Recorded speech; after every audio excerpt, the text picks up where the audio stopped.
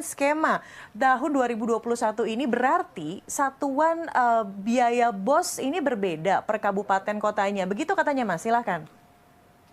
Betul, satuan biaya BOS itu akan berbeda di tiap kabupaten kota. Dan ini sangat berarti karena salah satu tujuan satuan biaya disusun secara manjemuk ini adalah untuk menekan ketimpangan atau kesenjangan antar wilayah.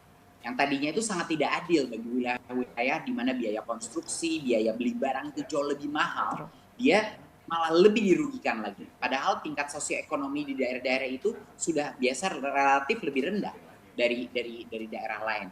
Jadinya ini benar-benar equalizer, suatu menutupi ketimpangan dan kesenjangan antara wilayah. Jadi cara kita melakukan penghitungan itu ada dua indikator, yaitu satu adalah indeks kemahalan konstruksi atau IKK, dan satunya lagi adalah indeks peserta didik di tiap wilayah di kabupaten dan kota.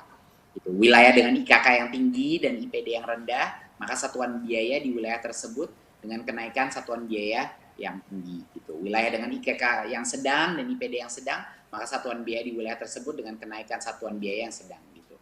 Jadi ini benar-benar transformasional menurut saya, karena selama ini kita menghitungnya hanya per anak aja. Jadi bayangkan di kepulauan-kepulauan di mana sekolah itu udah indeks kemahalannya tinggi, ya. Udah gitu jumlah muridnya lebih kecil, padahal ada minimum cost untuk mengoperasionalkan sekolah. Jadinya ini luar biasa menurut saya suatu perubahan, terutama untuk daerah-daerah kita yang paling membutuhkan. Oke, noted Mas Menteri.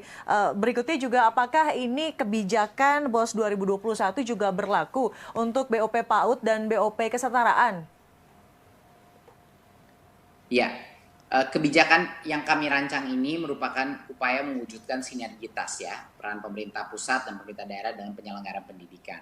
Nah, tahun 2021 kebijakan BOS ini hanya BOS dengan satuan biaya majemuk itu tapi belum berlaku untuk BOP PAUD dan BOP pendidikan kesetaraan. Nah, direncanakan kebijakan satuan biaya majemuk untuk BOP itu kalau bisa insya Allah akan mulai diperlakukan di tahun 2022. Jadinya belum untuk tahun ini. Tapi kami sedang perjuangkan apapun yang kita lakukan untuk BOS. Harapannya ya, harapan kami dan inilah perjuangan di Kemendikbud untuk itu juga diberlakukan nanti untuk BOP PAUD dan BOP kesetaraan.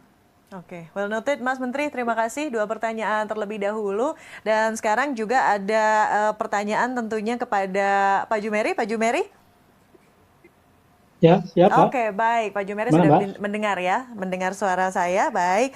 Dan pertanyaan kepada Pak Jumeri ini terkait selama pandemi begitu Pak, tidak ada persentase dari dana BOS untuk pembayaran honor. Nah, katanya apabila ada suatu bencana alam terjadi di daerah dan tidak ditetapkan sebagai bencana nasional, apakah pembatasan honor 50% ini akan berlaku untuk daerah tersebut? Pak Jumeri, silakan. Jadi pembatasan ini tidak berlaku lagi, Mbak. Jadi bagi daerah-daerah yang ditetapkan sebagai daerah bencana